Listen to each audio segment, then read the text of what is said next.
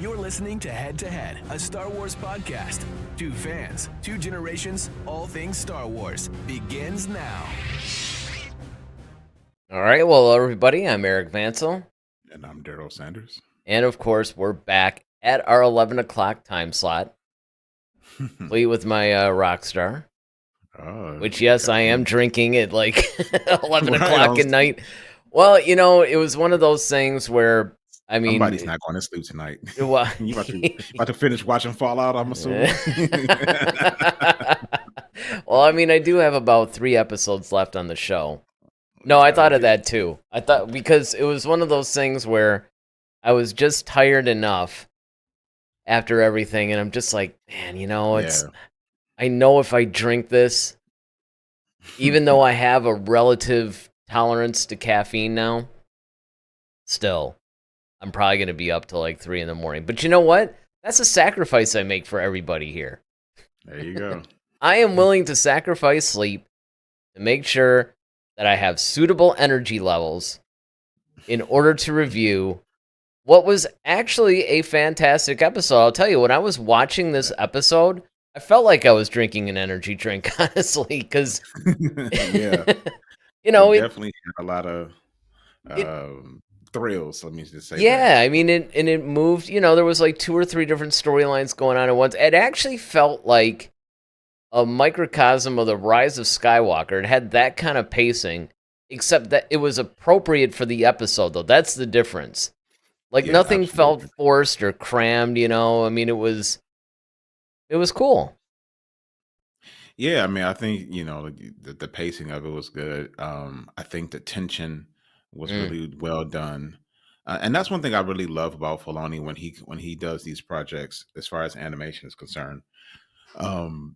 He has a really good feel for telling very concise stories in a limited amount of time, and allowing to extrapolate like the right emotions and the right feels at the right time. You know, like he brings, you know, the funny at the right moments. He brings the thrill, the tension at the right moment. He brings the heart, you know, everything, you know, just he does that very well. And when it comes to animation, I just really hope he gets a handle on it for live action. I know, I was about to say, if he does, man, I mean, Star Wars, it will be, when he can do that, Star Wars is actually back, you know. Yeah. But until that happens, you know, but yeah, and as far as this episode, yeah, it was very well done.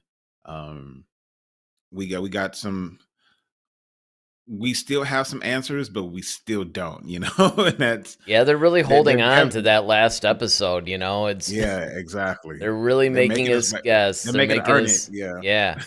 Because it's funny. We still really don't know where they're going. I know, man. It's crazy. Normally we would, and you know, because we often ask, like, okay, well, you know, how is Dr. Carr gonna, you know, factor into this? And now we starting to see that, and it's, you know, I don't know if you felt this, Eric, but it still feels like we don't have enough time. Like, I feel like we still need like maybe 2 more episodes after this to really wrap this up. I know. Well, I mean, I was thinking, or at least make this thing like an hour and 15 or something, you know, if they do like a double length. I mean, but you brought up a good point a little bit earlier. Before we do that, I want to acknowledge David's with us. You know, he says, hello, gentlemen, TJIF, it's Star Wars Day. Yeah, and we're actually back on the actual Friday. It's not, you know, TGIS like it has been the last few weeks. But when you talk about Filoni having the ability to tell a concise story, right? Like he can really pare it down and tell it in a fairly short period of time. That was really evident when he started doing the Tales of the Jedi series. And I'm assuming is going to carry into the Tales of the Empire that's coming up in, you know, like a couple of weeks, which of course we'll start reviewing that when it comes out. But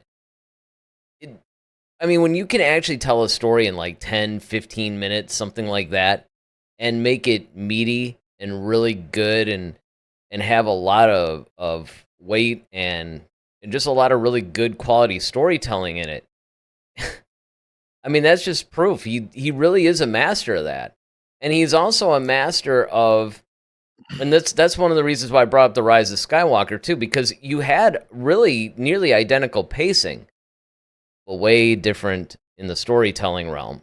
Whereas The Rise of Skywalker felt very rushed, and, they had to just, pretty much wrap things up conveniently in order to keep moving the story along. Filoni actually uses this breakneck pacing pretty much to his advantage. He's telling a story, and that story is moving, but it's not unnatural. And you really have to know what you're doing in order to do stuff like that. It almost has to be designed that way. Like it has to be, excuse me, planned that way in the sense of not. So Rise of Skywalker felt like we have so much to do, and it feels like you're rushing through it because you have so much to get through. Yeah.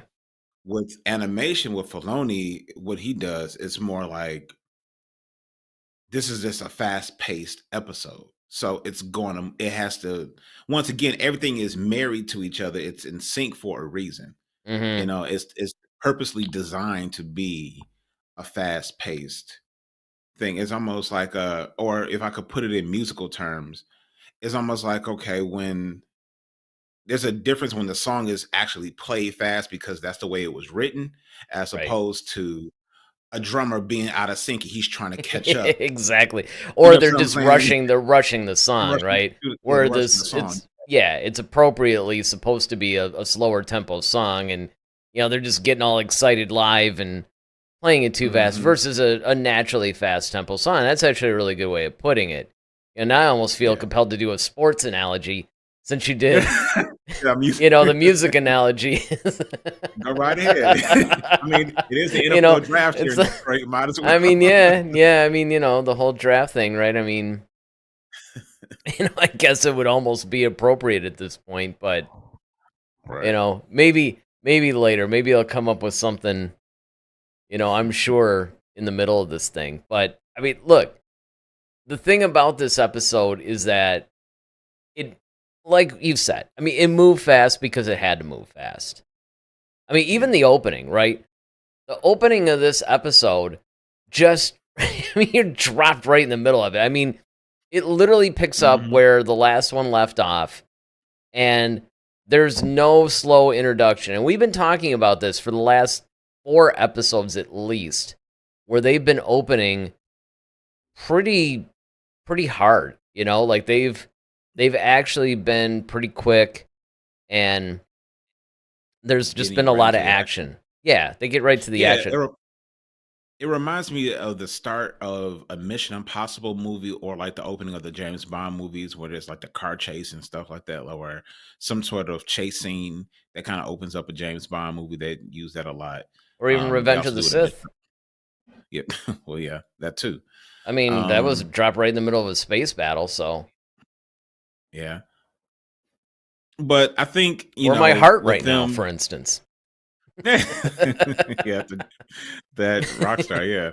Yeah, the Rockstar, Speaking of fast pace, cardiologists would probably appreciate that. I think, Rampart, once again, was like another quiet, unsung hero in this episode because the comedy that he brings. Oh, right away. Just right out the gate, he's just like, oh, this is stupid. He's always kind of critiquing their plan, and it's like, why are we doing this?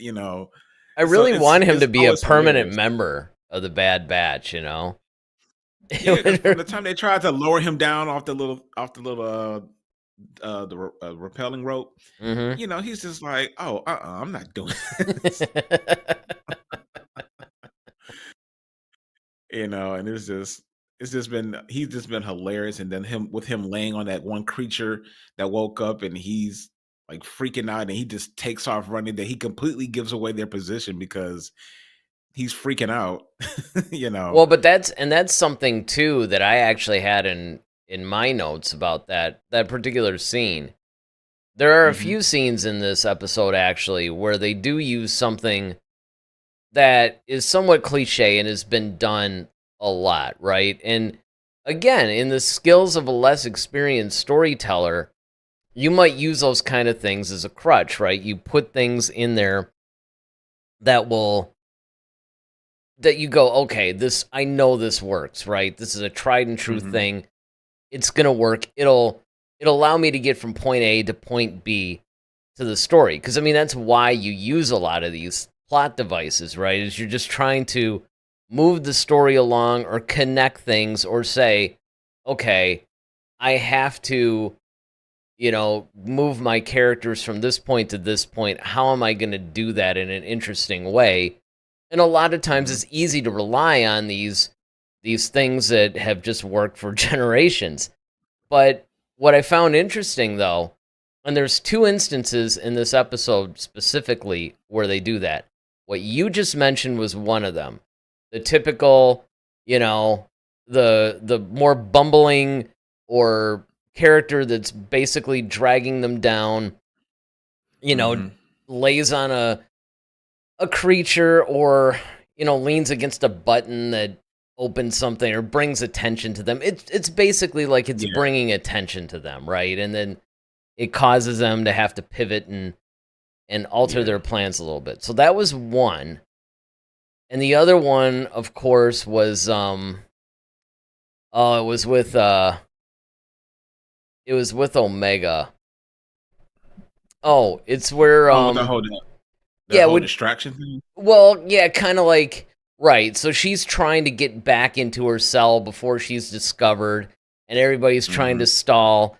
And they're Yeah. turning the corner, and it's like they turn the corner, and she's there. It's Yeah. I don't know how many times we've seen that in Mhm. just countless movies and TV shows. But Yeah. again, I wouldn't necessarily call that lazy writing here, and I normally would, but it actually works in the context of this particular story.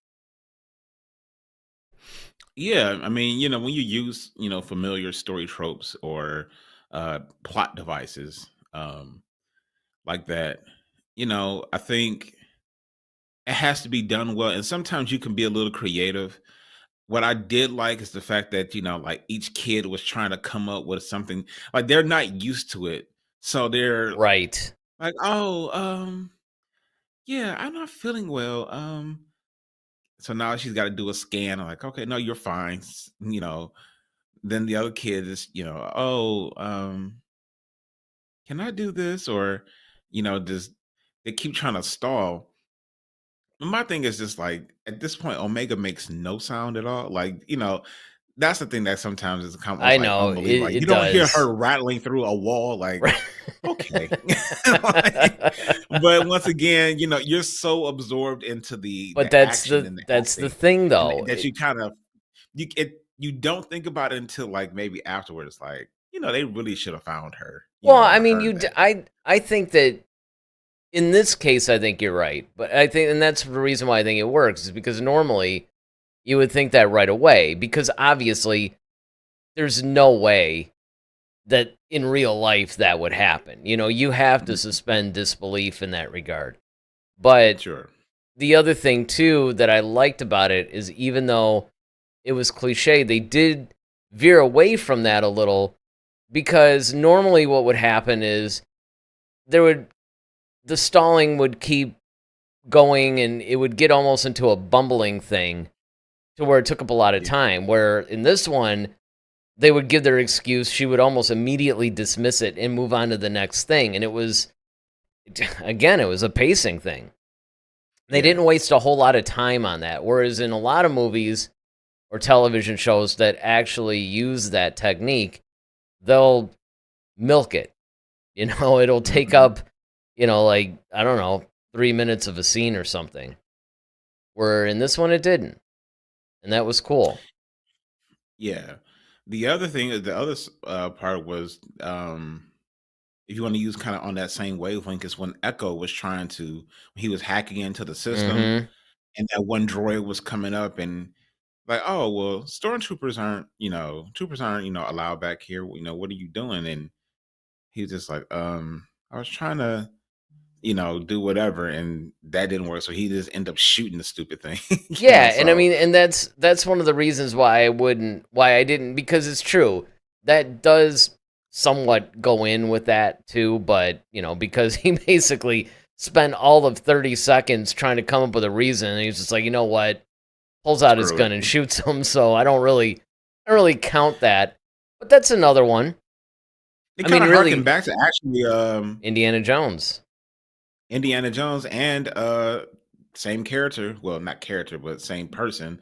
But when Han Solo in Oh, episode Greedo? 4, no, when the episode when they were in the detention block, he's like, Oh, what's right, your yeah. operating number? He's like, whatever. He shoots the Yeah, intercom, like yeah, boring conversation anyway. right.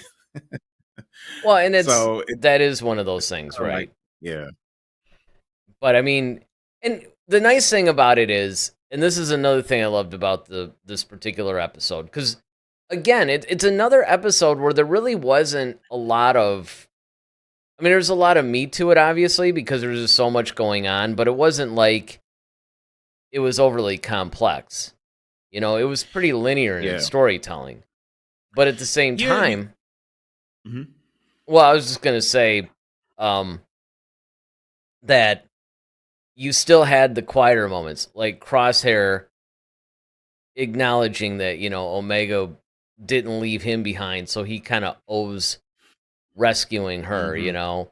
And of Yeah. course, when he has that little moment with Rampart where they're talking about allegiance and just stuff like that, so you do have a couple of those quiet moments that are in there too. Yeah, I love, and the fact that you brought that up when Rampart made the statement of like, you're just like me, you're about self, Mm-hmm. and he was just like, I've changed, and he was like, sure you have. Yeah, So right. it kind of makes you kind of wonder about that. But really, we have three stories going on at this moment because you have Clone Force 99 along with Rampart trying to, get out of the jungle and actually get into the Tantus facility. You have Echo trying to maneuver through Tantus because he's already inside, and then you have Omega trying to break out.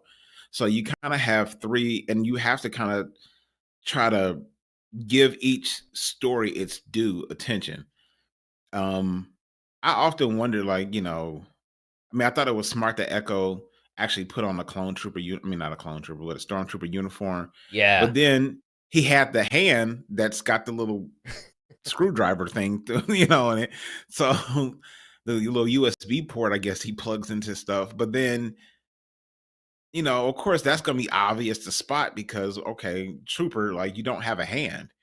So that's going to, but the fact that he took that droid's hand and it looks like, it kind of blends in with this. I was like, okay, now I thought that was clever. Yeah, they might have mistaken him for a Skywalker there for a second. Yeah, exactly. Yeah, no, it um, was well, and then of course, there were some other things too, right? Because again, and it's true, it's like, even when I was going through and trying to take some notes on the episode, it was like, well, there really isn't there isn't a whole lot to write down really. I mean, it's it rather sort of straightforward. moves through, and yeah, exactly. And that's another thing that I think makes these episodes brilliant is the fact that they're fairly straightforward. Like the last 3 or 4, I think we've opened our Mhm. show usually by saying, well, there really isn't like a lot of complexity to this or anything like that. I mean, about the only time where I think that they veer away a little bit, and of course they tease us, is when Omega, sees him using that Death Star like laser, that like mini Death Star laser on that Oh creature, yeah. and you're Is that kind the of like, same? Is that the same one from? Is that like the same creature that attacked it Palpatine is in the Clone? Zillow. Okay, I think it's called the Zillow or something like that. It is. yeah, because you know what? It's funny because now, all right, it makes sense now. Because remember, he even in Clone Wars, which was obviously before the Bad Batch, Hmm. he wanted that because he liked the armor. The fact that, like, okay, this thing is pretty impervious to most things. I need to figure out how to replicate that. And remember, he had it in captivity, but I guess he got his hands on another one. And I think that's what they were doing there. Is because Tantus is technically basically a testing facility. Yeah, it's the Area So 51 of Star Wars, basically. exactly, right. That's a perfect way of explaining it. And um, so yeah, I guess they're just trying to figure out like what that animal's limitations are. I guess like what can hurt it, what can it. Limitations, yeah, right. What can hurt it, what it can, what elicits probably certain reactions in it.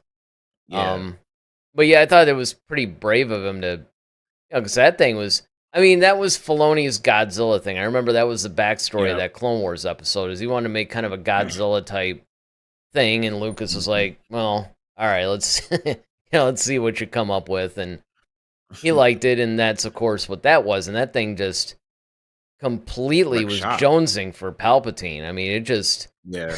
it wanted him.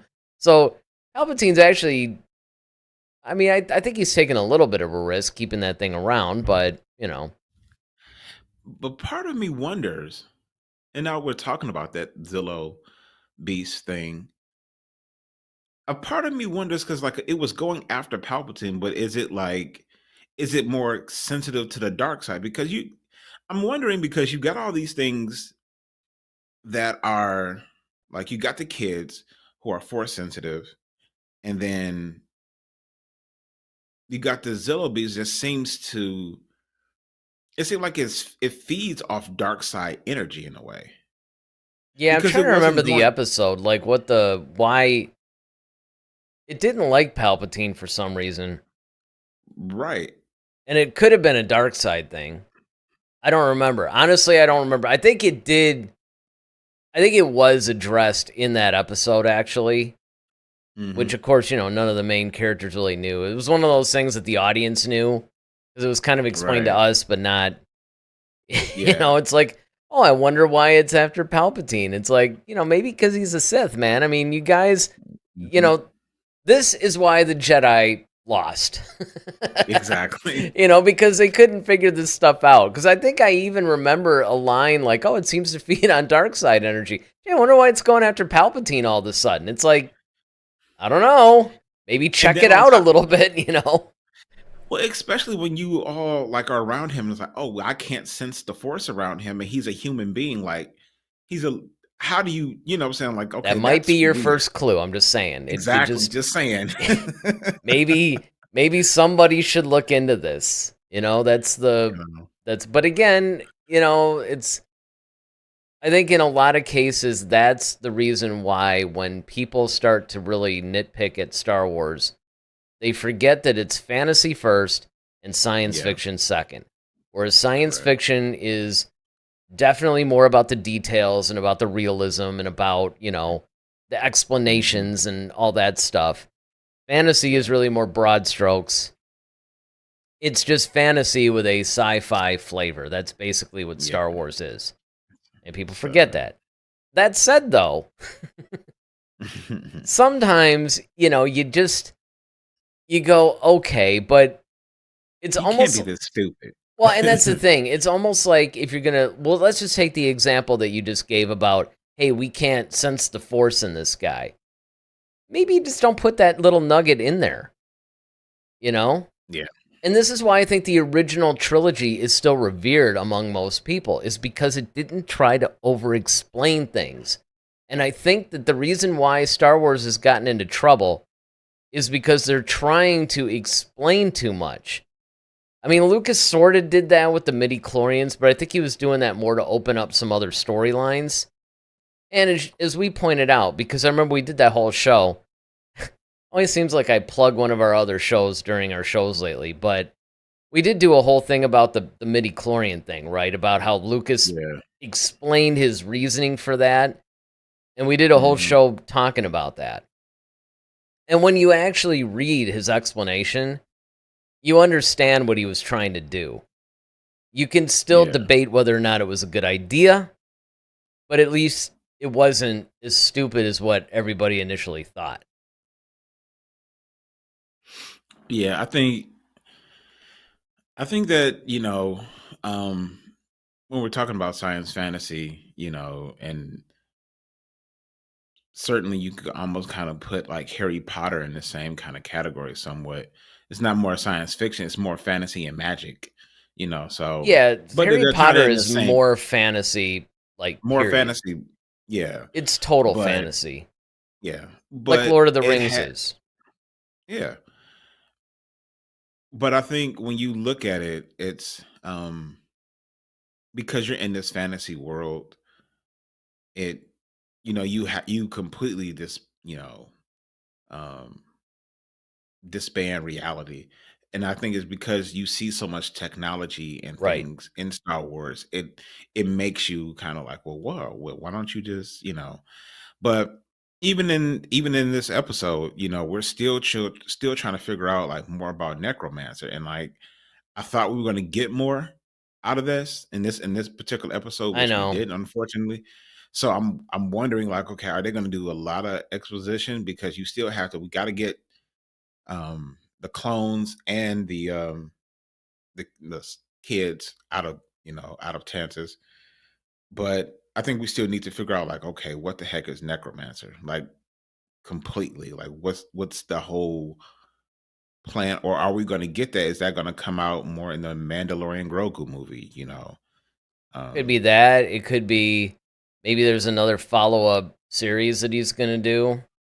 Because a lot yeah. of people thought that, like with the Clone Wars, when he followed it up with Rebels, Hmm. that shed some more light. Okay, then he Yeah. came out with the Bad Batch, and that sort of connected the two. So it's Hmm. possible that he could just come up with another series. It could be the Mandalorian and Grogu movie. It could be Ahsoka season 2. Um, and look, even the next episode. I mean, granted, we only have one episode left. It would be nice if it wasn't like 25 minutes long. I'm hoping for at least 40. Yeah. Give it like a double episode kind of thing. But I think Yeah, that would be cool. yeah, one of the things I think they might do, and I think that that's what the ending of this episode set up. Because if you remember, the ending was like Omega going, "Hey, I discovered something really big, and now I've got a plan." Yeah. And so there's a couple of things that I think that's going to do for the next episode.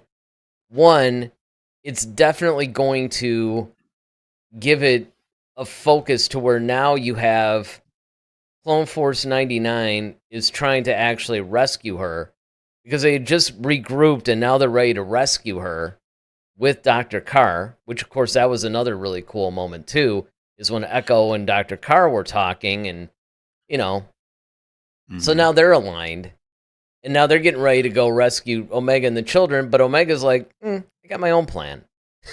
Right. Exactly. And now one of the coolest moments though, I must say, and I'm glad I remembered this before we, get out of here. But man, that moment when they're all sitting in the little, I guess, common area of that little vault, Yeah. and and they hear all the gun, and they're like, "What is that?" And it's like, "Oh, they're like laser cannons." And they're like, "Well, what is that?" And then she automatically knows like it's them. They're here. And they're like, "Well, who?" She's like, "My brothers." I'm like, that was such a good feel moment for me. I don't know why. It's just, it kind of had that very like I knew they would come, and she knows them so well now. They're like, oh yeah, it's got to be them. Yeah. Because Yeah. nothing has come into Tantus. So the only thing that would come in here that would cause them to do that would probably be my brothers. And you know, she kind of says it with a um I don't know, almost like a swagger in a way. Like I kind of like Yeah. the way she kind of said it, like, oh yeah, like they're in for it now, Yep. that type of thing. Yep. So that gave me like the good feel goosebumps. Yeah, and it was I mean, everything was just very measured with her, she's grown a lot even within this season. I mean, from last season to this season, but even from episode 1 all the way to now, there's been a lot of growth in her character, and I think that there's also that, she truly is one of them. She isn't just tagging along or being merely protected by them. She's literally one of them. And that's been Yeah. solidified all through this season. And I don't know if we're gonna necessarily have time to do. We might have to do this within next week's final episode, season/series finale review. But usually after that, we usually do like a series wrap up, like a retrospective or something. The problem is I think the Tales of the Empire just bleeds right into the next week, and I don't really want to get behind on that. So I mean, we could always do a pre-record on that. I mean, we can. There's a lot of different things we can do, or depending on how it goes, we can maybe just incorporate it in the next week's review too. But I think it's going to be important because you have all this growth that Omega's been doing. She obviously has her own plan. I think that plan is going to include the Necromancer thing.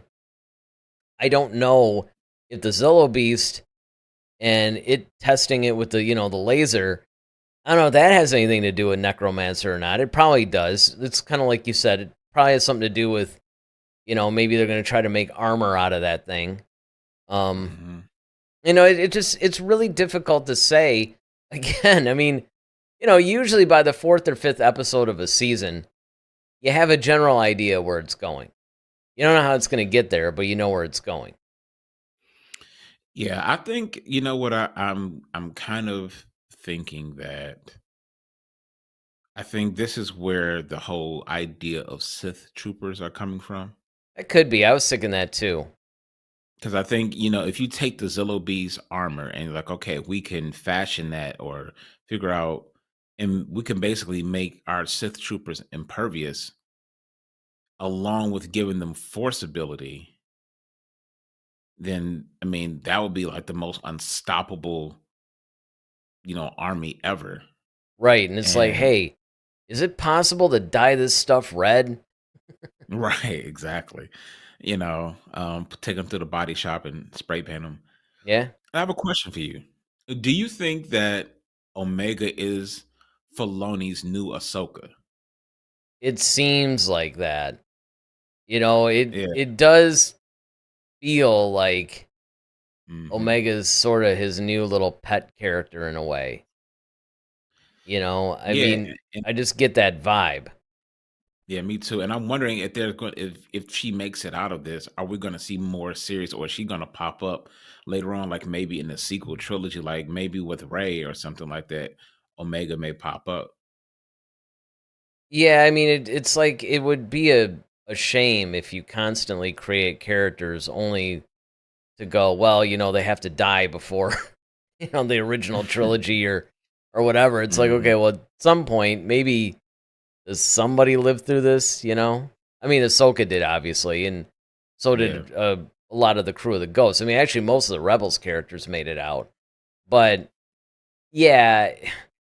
Because the other problem, and we've talked about this a million times too, it's like, look, if you, the problem that you have when you play in this particular sandbox, the in between episodes 3 and 4 thing, well, you have to explain their absence during the original trilogy because you're putting them pretty front and center in the fight. It would be one thing, and they've kind of done this, I think, pretty well with the Bad Batch, where they have kept the Bad Batch's activities separate from the Rebellion.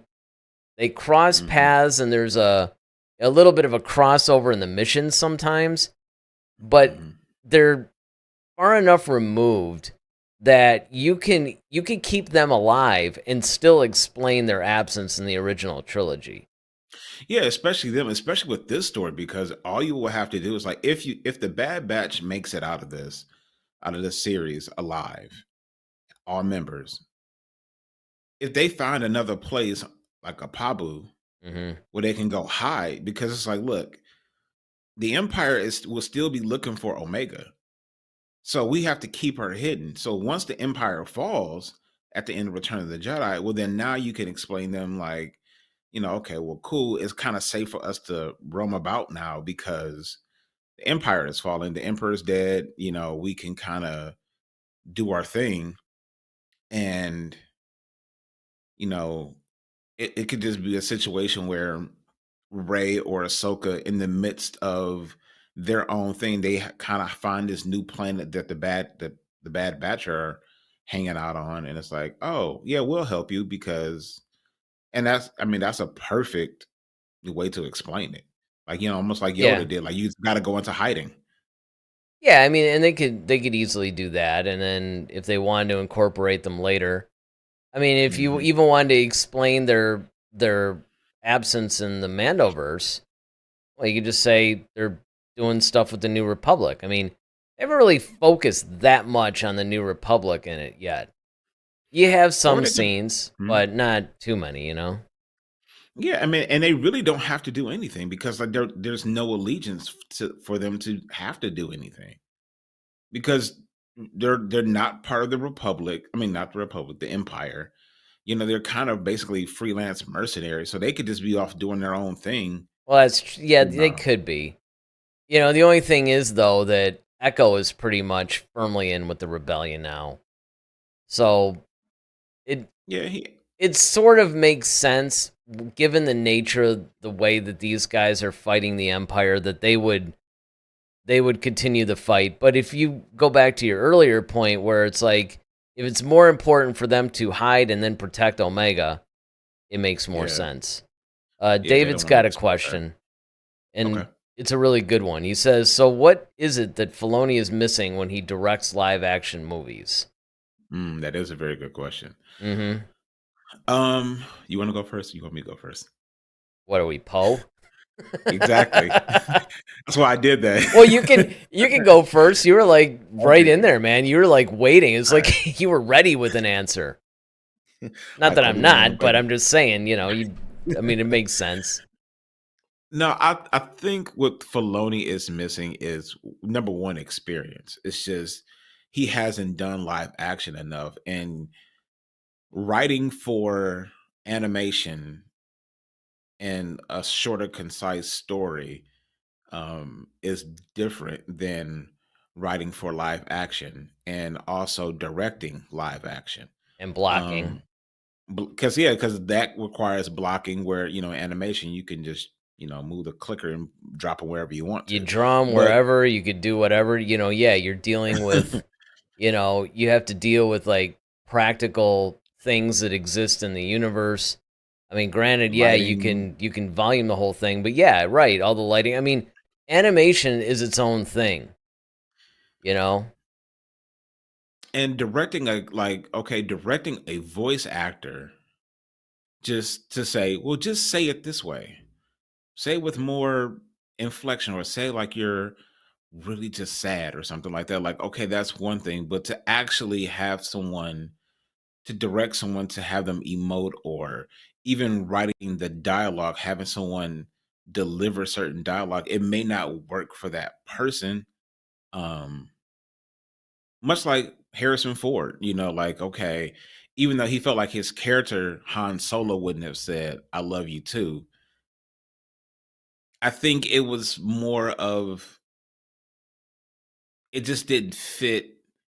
The dialogue just doesn't land as well. And I think that's another thing. You just have to write it differently than you would for animation, because you still have to realize like the animation is Star Wars was always created for kids, but animation is even more for children.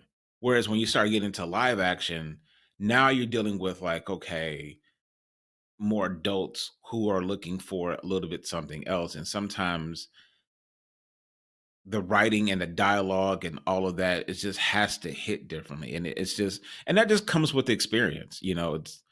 I think that's all it is. He's talented. I just think that he needs to have more experience in live action than animation, because that's pretty much been his bread and butter. Well, not only that, but you got to look at it from the standpoint of, just it's with the live action thing, it's just the way things are conveyed, right? Because in animation, you can do anything you want. Yeah. You're only limited by your imagination and your processor speeds on your computer, I guess. And of course, the animation team you have behind you. So with Lucasfilm, you got the top guys pretty much. So you can do whatever it is you want, whatever you can imagine.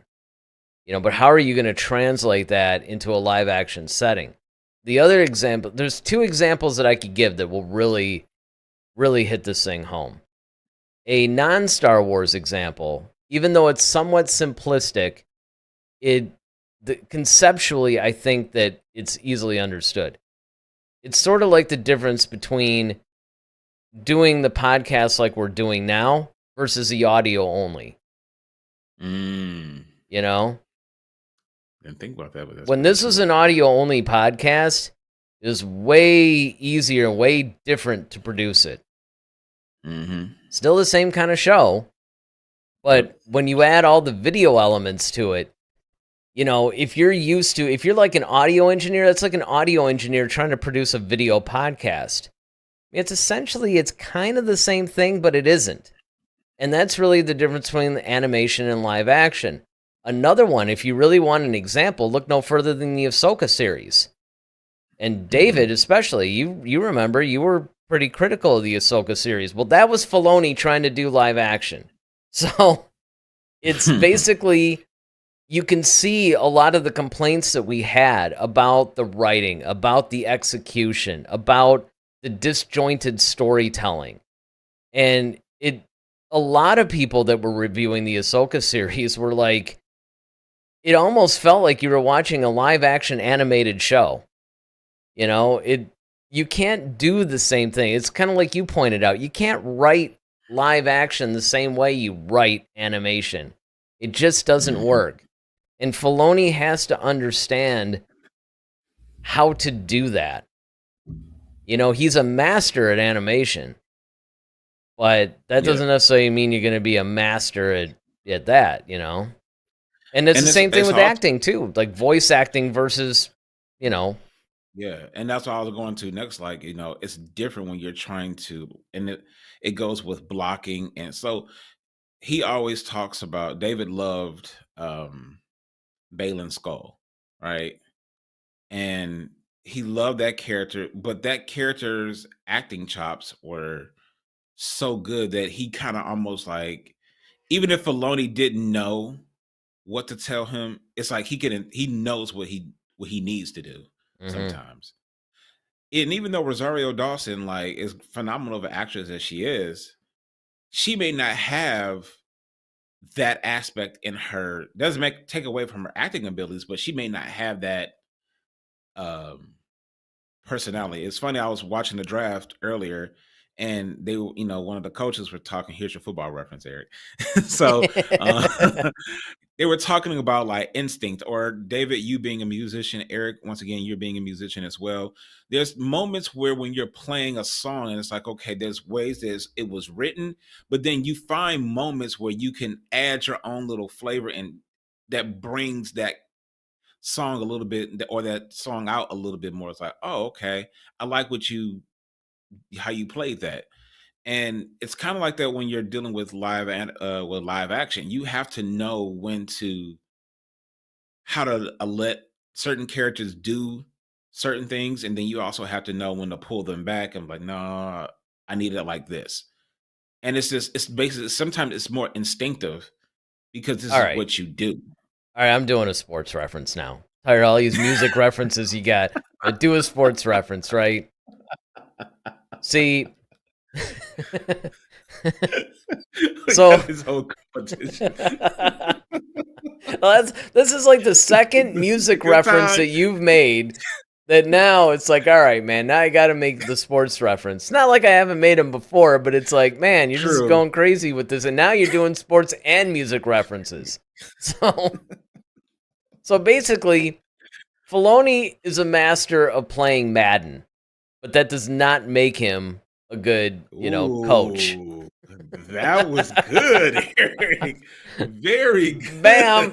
In honor of the draft. There you go. Very nice. And that's basically the kind of thing, right? It's like, it's one medium versus another. I mean, if you look at, and we were talking about Ahsoka, and there's a couple of points that I can make. So, as far as Rosario Dawson goes, I honestly think that she was directed to act a little bit more like the Rebels version of Ahsoka, which she does.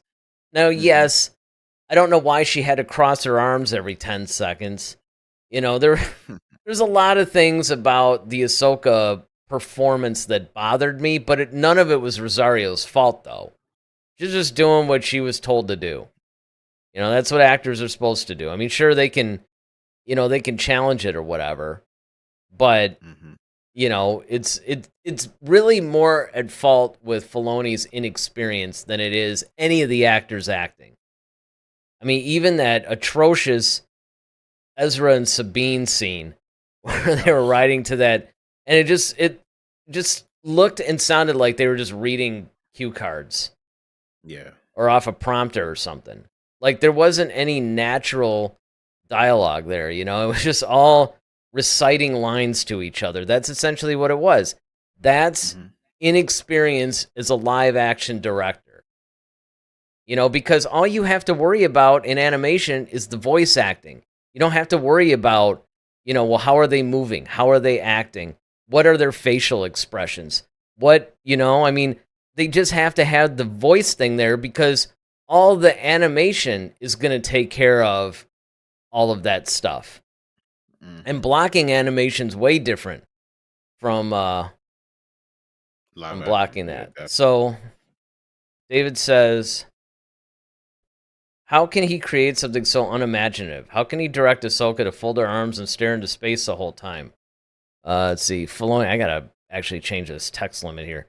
Filoni was like, in this scene, I want you to be a deer in headlights. Well, it comes down to, again, the animators are really, like, he's basically giving the animators the scenes. They're animating them the way they're animating them, and then he kind of approves that. I mean, he's not sitting there drawing it out. So, really, when it comes to live action, well, now he's the one that has to. I mean, sure, you have, a cinematographer like a DP. You got those guys there that can certainly suggest things, but they're, they have an idea or something, but it's not really their place. They're not going to do that. It's up to the director. The director's job is to direct the actors. The DP's job is to direct the actual technical parts of it.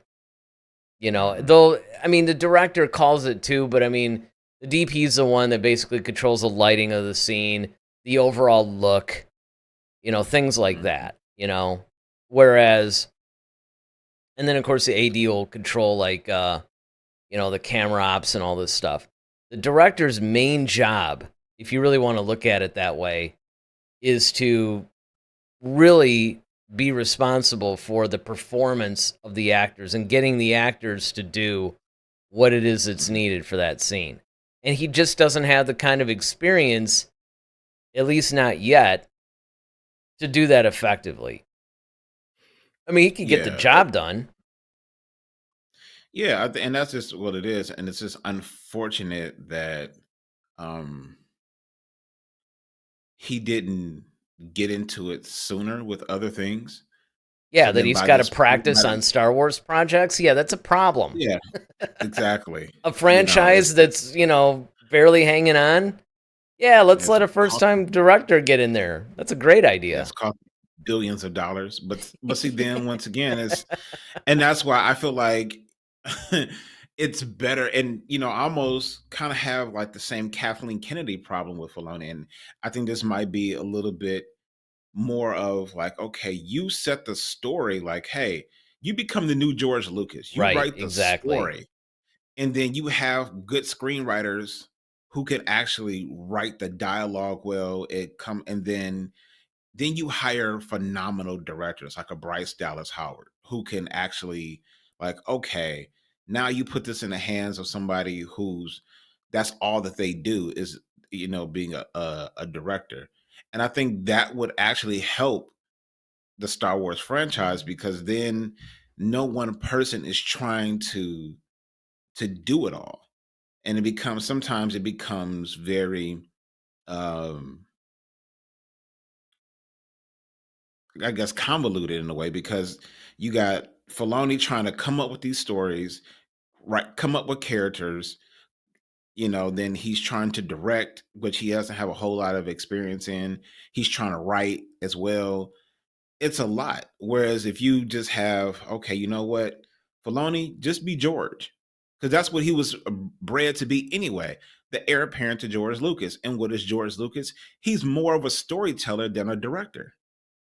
So Yeah, I just mean, I don't let know him how kind he. of tell Because the the thing is, story. well, here's what's funny about Lucas though, and this is something I don't understand. You know, we all bag on him about his directing skills, right? Hmm. But he did But he direct did A New Hope. He did well direct that American Graffiti, and he did direct that Red Tails movie, I think. yeah. But well to the New Hope though, I mean, you, what his wife and Spielberg had to Well, basically yes, fix it though. not The well. version that we Spielberg got, I'm didn't. just saying, His wife fixed it in the edit. Yes, edit it Spielberg and the edit. punched up Return of the Jedi quite a bit. Hmm. But But yes, you're right. And I mean, I think Francis Ford Coppola gave him some pointers and stuff like that too. And he probably was a little bit more open to other people's suggestions. Where hmm with the prequels, I think he got a lot more close, except for Revenge of the Sith, because Spielberg, he hmm had a lot to do with punching up the script in that one. Which is probably why that's the best of the three. But he yeah, also, I think it was rumored, he even directed some scenes.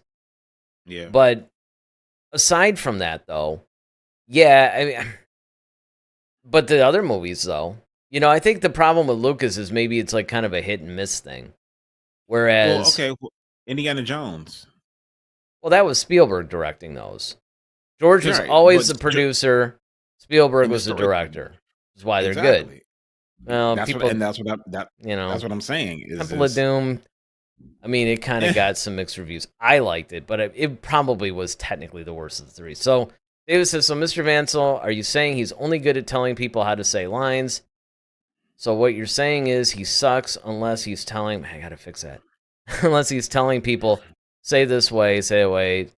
Just take a scientist to do that. Well, no. It's well, he did address you, so let me let you do no, it. go for it. I mean, you know, you and I have been, it's not like we disagree on any of this stuff. We're making the same points. Well, it's not the fact that he's what we're saying is that he's better off writing and coming up with the overall story.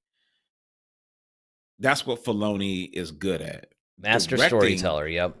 yeah, directing is its own discipline. It's almost kind of like I liken it to being like a doctor, where it's like, okay, you have a general physician or your, what do they call it? General Internal medicine, no, like your general doctor of practitioner.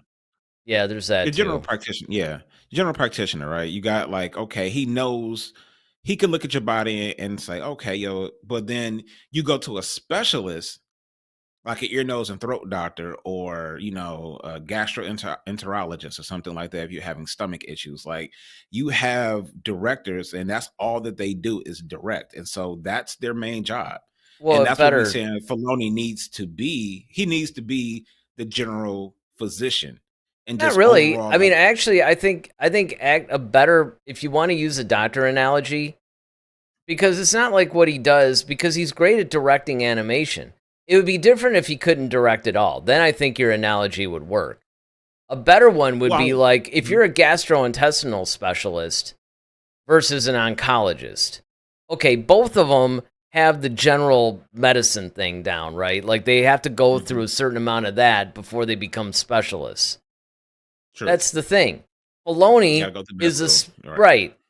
Filoni and any of the other, like say Favreau, because he's a good director, right? And he works with Filoni. Hmm. So let's just take those guys.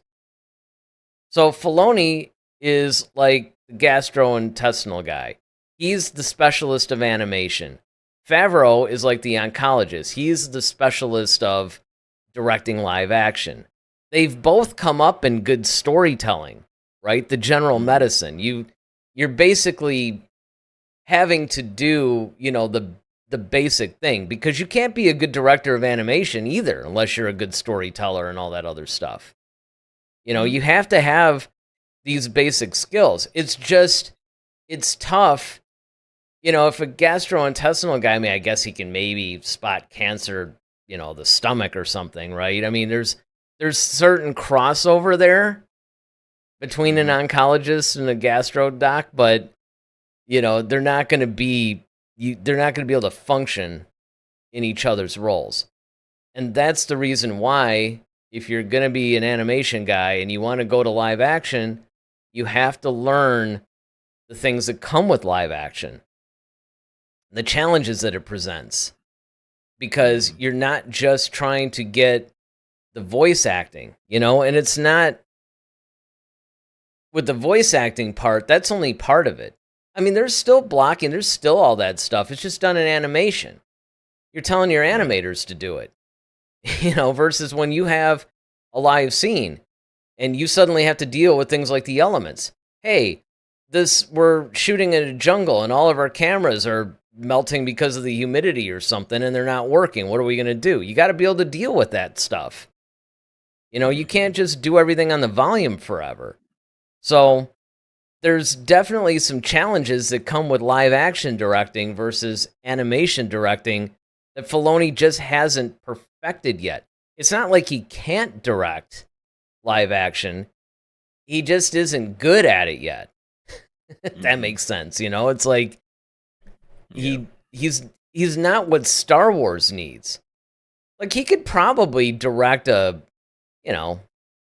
some movie that's not Star Wars. Star Wars needs a special kind of director too, because look, you and I point this out all the time. Not every look at Rian Johnson. Mm-hmm. Look at some of these other guys that have tried to direct Star Wars movies, and it's like, but then they go and they do stuff that's maybe a little bit more in their wheelhouse, and it's fantastic. Mm-hmm. That's the difference. Okay, so now this is awesome. I had to look up gastroenterologist. Daryl showing off tonight. Music and sport references, and now he's a doctor from Grey's Anatomy.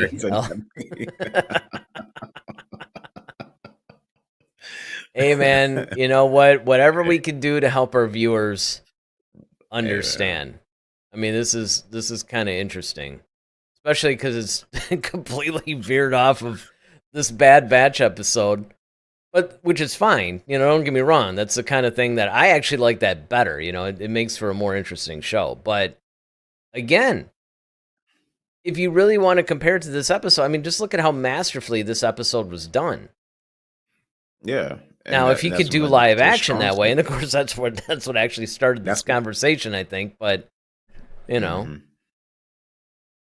Yeah, I mean, I just think that everybody's got to play their position, and I think you have to play to your strengths in order to be successful, and you got to bring in the right people to to do that. So I think but like with this episode, like we can't say it enough. I mean, he knocked it out Dave Filoni knocked it out the park with Clone Wars, knocked it out the park with Rebels. Bad Batch has been phenomenal. And this season, especially, and there's a season, he's taken it up a notch with this season. Yeah, he doesn't miss in this one. So he's like, another sports. He's like Steph Curry right now. He just throws it up and it goes in. It's ridiculous. Yeah. See, now my other sports reference for that whole director thing was going to be like, if you're a wide receiver, you're not necessarily going to be a good tight end. It's like you got to kind of. It's like you got to play you both know football, but there's different positions. That's kind of like my other unused sports now. I figured I got to catch up to you with the second music thing. So both of us, I think, tortured the whole doctor metaphor to death. So I think we're both even on that one. We can on that. We should have like a counter one day of like our metaphors and stuff that we use, and just like Eric. Well, that's why it's going to be a lot of fun when we start doing like the general entertainment thing, because oh man, I think things are going to get a little bit more hilarious, which is still on the books, by the way. I'm just trying to wait till we can get a little bit of a different set, and we're not doing this remotely. Yeah. I mean, so that way all of our shows can have kind of a similar theme, but they're different as far as some of the elements, and then of course obviously what we talk about. But yeah, this episode was really great. Now, as far as what you'd like to see next, I guess it's probably obvious, but I'll just ask you Yeah. anyway. I mean, I want to see the conclusion. I want to know how this Yeah, thing like ends. it is the finale. I mean, I get that. Well, I mean, But no, I mean, I want to hear more about Necromancer. I really want to see what Omega's plan is with the Zillow Beast. Now she's got me very curious about that. Um and what that thing is even doing there, to be honest. Um and then of course just the like do we lose anybody else? We already lost Tech, but we don't know excuse me. We don't know if we're going to lose any other characters. Are they going to make it out alive, all of them, or just some of them? How does it pan out? that's So a good point. I wish those I didn't those actually are my think about that. I didn't think about that, but you're right. That's actually a big one. Is are we going to lose anybody? I mean, for me, I want to see what Omega's plan is because obviously part of it is escape and part of it is maybe digging a little bit into Necromancer a little bit and some of the bigger things that's going on.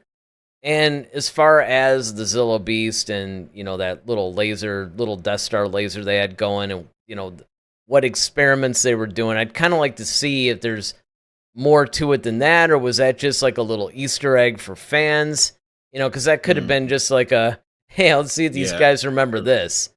I mean, Yeah. obviously it plays into a bigger thing, but yeah, And then something we didn't really bring up, but I want to see what Rampart's fate is because remember he kind of took off and then he met up with the actual stormtroopers. Mhm. So I want to see, well, what's that Does he going to be get them about? out, or does he Well, maintain? I have a theory that I'll present Okay. now, so we can see if it pans out on the next one. Because they were foreshadowing the whole thing between he and Crosshair, right? They're talking about, like loyalties but remember the Empire betrayed you but, Rampart's like, but hey, you and I are both, we're working for ourselves now. We don't really have any loyalties, that kind of thing. It makes me wonder if Rampart is really going to see even more so what the Empire is about, and maybe that triggers him to go, maybe I should be more loyal to these other guys, the Bad Batch. And will he end up almost doing what Crosshair did, where Crosshair's loyalty shifted? Crosshair was trying to tell him, like, look, no, I'm not out for myself anymore. That's where I'm different. Like, I was for the Empire, then I was kind of out for myself. Well, now I'm kind of a part of these guys now. And I really hope it's the latter because, honestly, I hope the Bad Batch and Rampart have their own series or something because I just absolutely love the chemistry, and it's like we don't get to see enough of it. It's the same way that I felt about the Ben Solo thing. It's like, once Kylo turned back into Ben Solo, I'm like, oh, this is actually like a whole nother cool thing that I wouldn't mind seeing more of that, And I never thought I would feel that way. Yeah, you almost want to see what he was like before he became Kylo Ren now. Right, because he was kind of hilarious. He was, he had that sort of heroic thing. I mean, it's another testament to Adam Driver's acting capability because he really felt like a different character, even though he was technically the same guy.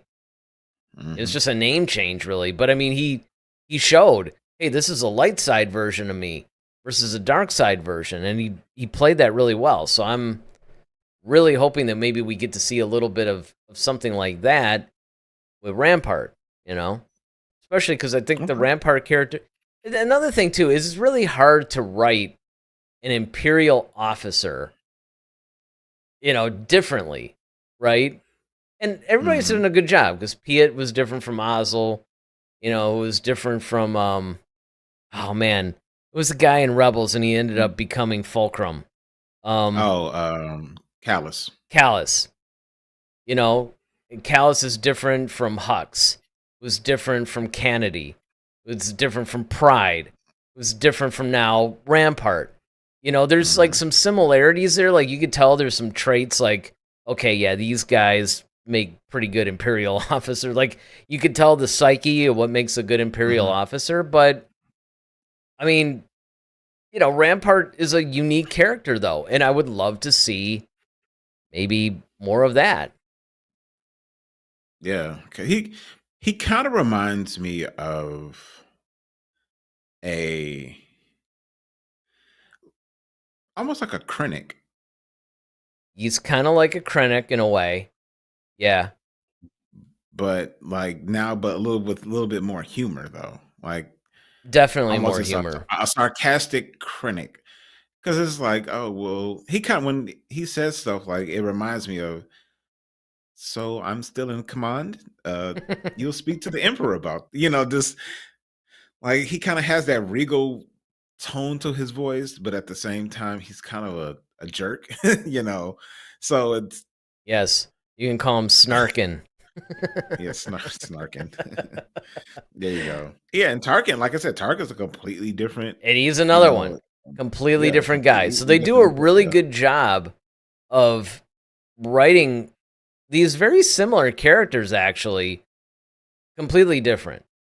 And that's Mhm. something that I really appreciate. I mean, I think that that's something that it's somewhat of a lost art, right? Because it would be easy to write these guys as like cookie cutter, Imperial officers or something. I mean, That's and what they're we all should different do. from what's his face? Whoa, blank time. I was I just wondering. had I it. was wondering what was going to happen. Yeah, well, at least it's happening towards the end. The main doctor dude in this thing. Not Oh, Carr. you talking about? Oh, you. um. Now you made me forget it. Hemlock. Hemlock. Yeah. Yeah. Wow. I was about to, it was crazy. I was about to say Huxtable. Well, Bill Cosby does use the drugs. The drugs are there, Well, I mean, he was a doctor on the show, so that's he was a Dr. Huxtable. Huxtable. You thought they were pudding pops. Now you've got me replacing in my head all the Hemlock scenes with exactly with Dr. Huxtable. Not to be confused with just Hux, right? Oh, What you? That would be hilarious. that would be hilarious. Look, if somebody out there, in Man. Webland and YouTube land, I mean, look, you get all these like crazy YouTube shows anyway with these great animations. Somebody has got to do that. Get Dr. Huxtable, an imperial officer. Now I'm imagining him in like the whole like imperial, He got an imperial sweater. He's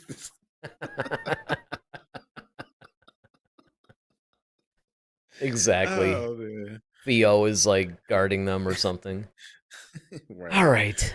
All right. Our mental breakdown is over. We're back to the actual show. So, yeah, there's a lot of things that we can talk about Monday, maybe.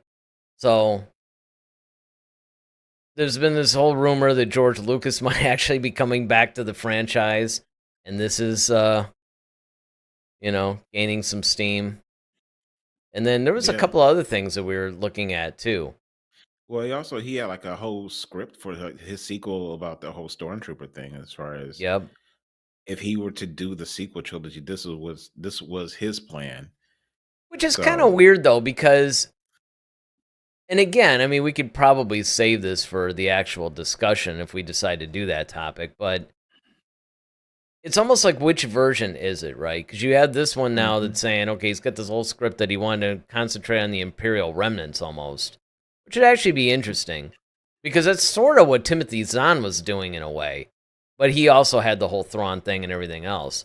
But then you had the treatments that Disney got, and that actually to me was kind of cool. I mean, everybody focused on little nano creatures or whatever that were responsible for the Force, but the other thing was you had Kira, who was kind of like the Rey character, and then it was like Darth Maul was going to be the main bad guy, and then it was like that female Sith that was going to be with him, like Darth Zion or something like that.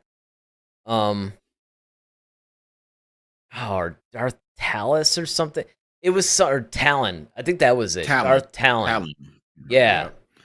And when you read through all that, you're like, well, that at least on paper, again, look, they can.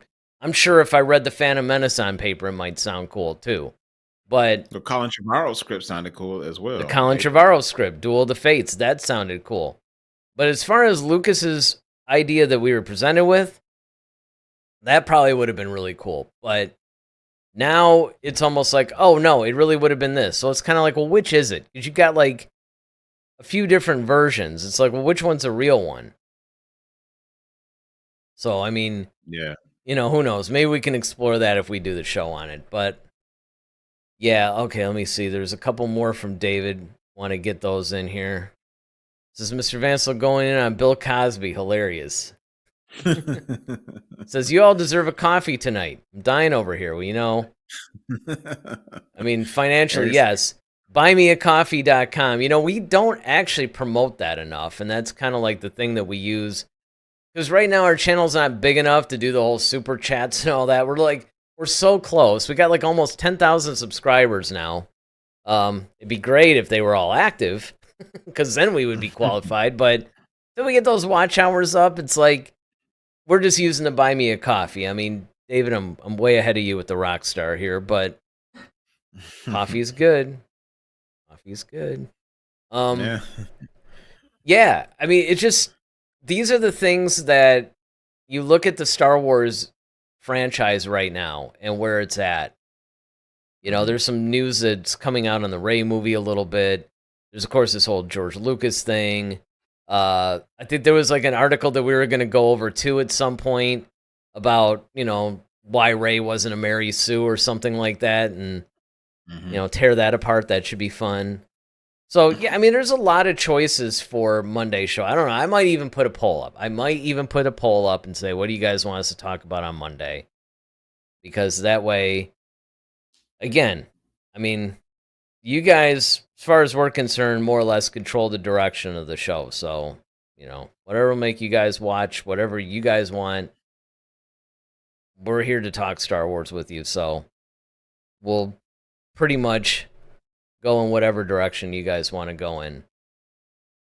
All right, so look out for that poll. Cast your vote. Whatever you guys vote for, that's what we'll talk about on Monday. So I think that's going to wrap it up for tonight. Thanks, guys, for watching. Thank you for your likes. I see a couple likes in there. If you haven't liked it yet, you're watching the rebroadcast, you're like, wow, these guys are actually kind of bizarre, or keeping me entertained. Yeah, they're keeping, if we're keeping you entertained or informed, or hopefully both, then yeah, hit that like button and then subscribe and hit the notification bell, because admittedly, our live stream schedule has been a bit all over the place. So you're going to want to hit that notification bell to know exactly when we're going on. Otherwise, hey, after the fact, we're always here for you on the rebroadcast. So with that, I'm Eric Vansel. I'm Daryl Sanders. May the Force be with you. Always. Head to Head, a Star Wars podcast. Be sure to follow us on Twitter @HeadToHeadSW. Submit your questions for our next show. Visit our official website at headtoheadswpodcast.com. Until next time, may the Force be with you, always.